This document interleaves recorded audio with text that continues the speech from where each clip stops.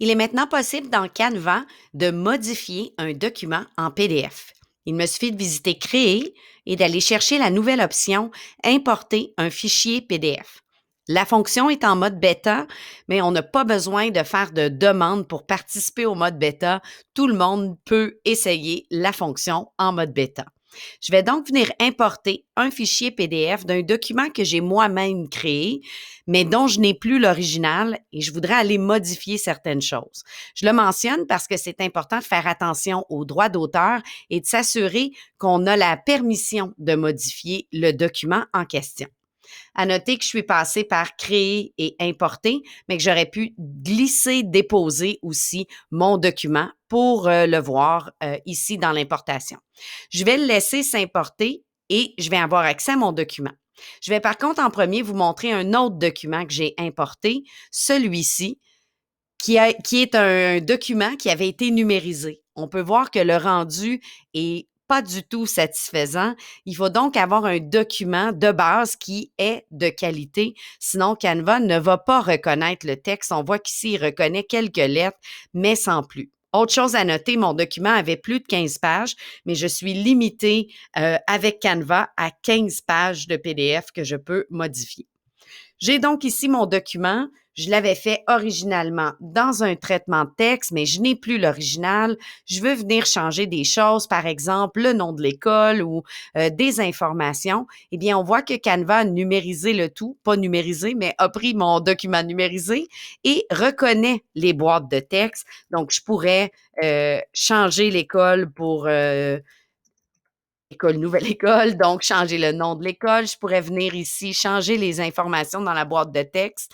Donc, tout ce qui est reconnu comme une boîte de texte peut être changé. Je peux venir changer la police d'écriture. Il a tenté de reconnaître la police d'écriture. Il se peut que votre document change légèrement.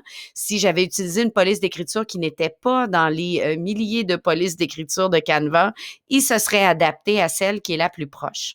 Donc, pratique si je n'ai plus l'original pour venir corriger certaines erreurs, y ajouter des documents, modifier le tout. À noter que si j'avais des images comme ceci, qui est de la grille, était ajouté en tant qu'image, eh bien, le texte ne sera pas modifiable. Ça reste une image que je pourrais enlever ou que je pourrais déplacer ou rapetisser au besoin. Donc, je peux quand même venir jouer un peu avec mon image, mais puisque c'est une image, je ne pourrai pas modifier le texte. Je pourrais par contre venir ajouter des nouveaux éléments, donc venir ajouter des petits icônes que j'ai trouvés dans Canva. Je pourrais venir chercher des photos au besoin et ajouter des photos dans mon document. Et bien sûr, j'ai toutes les options habituelles de Canva, ajouter une boîte de texte, un titre et autres. Donc, je pourrais ajouter le tout. À noter que j'ai aussi l'option, par exemple, si je voulais enlever la page 5 de mon document, mais j'ai utilisé le supprimer la page et j'ai été en mesure de modifier le tout. Lorsque je suis satisfaite et que j'ai modifié mon PDF en question, je viens cliquer sur charger.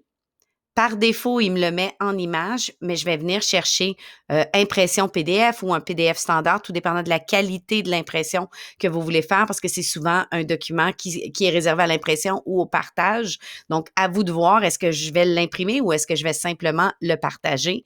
Et lorsque j'ai terminé, je vais cliquer sur l'option de mon choix et télécharger le tout. À noter que si dans votre document original, vous aviez inclus des liens, donc des liens cliquables vers des sites Internet, par exemple, admettons qu'ici, celui-ci était un lien, bien, il ne sera plus lié. Il n'y aura plus ce lien Internet-là et il faudra refaire dans votre PDF le lien en venant cliquer ici sur Lien et en ajoutant la page, par exemple, je veux que ça mène vers ça ici. Et là, je vais avoir dans mon PDF le lien cliquable. Donc, s'il y avait déjà des liens dans votre document, il va falloir les refaire aussi parce elles n'ont pas transféré dans votre modification. Donc, à se souvenir, 15 pages, on a un document de qualité au départ, sinon effectivement, il y a certaines plages qui ne seront pas bien reconnues et à noter qu'il faut respecter le droit d'auteur et s'assurer qu'on a les droits de modification du document en question.